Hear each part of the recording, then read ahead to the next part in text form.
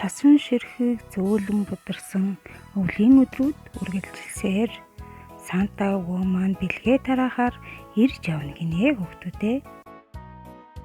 Санта өвөө зөндөө олон хүүхдэд бэлэг тараахаар бэлджээ.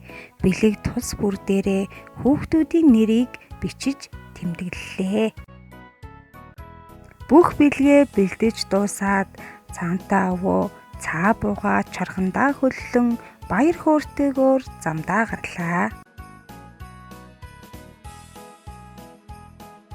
Санта өвөө бэлгээ тараагаад явж байтал хүүхдүүдийн нэрс бичсэн олон хуудастай дэвтэрнийхээ хуудас бүрийг хооронд нь андуурах гээд хэцүүхэн асуудал тулгарчээ.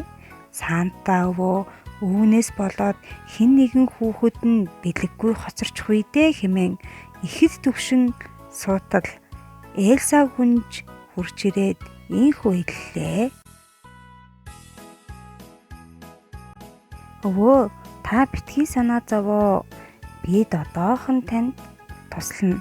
Хүүхдүүдийнхээ хамтаар танд номны хавчураг хийж өгнө гэж хэлжээ.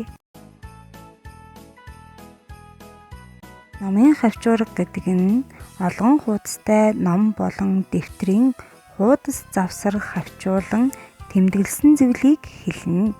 Энэ нь хуудасаа эрж хайх асуудлыг шийдэж цаг хэмнэсэн маш ухаалаг арга юм.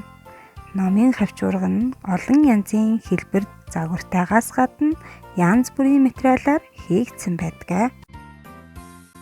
Одоо бүгдээрээ цаасаар гацууран чимэглэлтэй номын хавчураг хийж сурцгаая. Хэрэглэгдэхүүн: өнгийн цаас, цавуу, хаач. Анхаарах зүйл: номын хавчураг хийх цаасаа ам дөрвөлжин буюу талууд тэнцүү хэмжээтэй байхаар болгож бэлдсэн байна. Зааврыг анхааралтай халж хийх. Хаачтай болгоомжтой харьцах ба хаачны үзүүрээс барилгүй зөвхөн бариулаас барьж хэрэглэж дуусаад хамгаалалтын тагийг таглана. Цавууг хэрэглэснийхээ дараа эргүүлэн доош буулгаж тагийг таглана. Зургийн аргачлалыг хараад тоон дарааллын дагуу анхааралтай нуглаарай.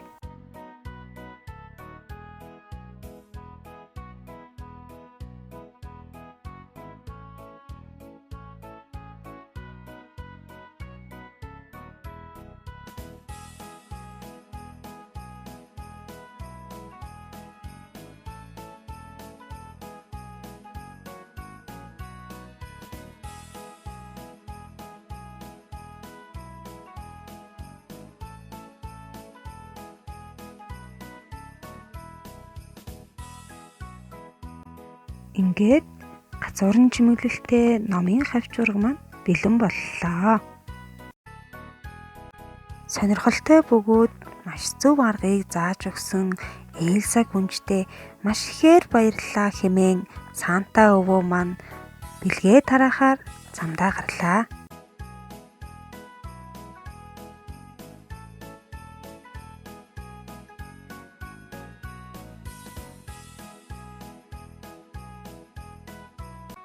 Зааврын дагуу анхааралтай сайн хийсэн хүүхдүүдтэй баярлалаа.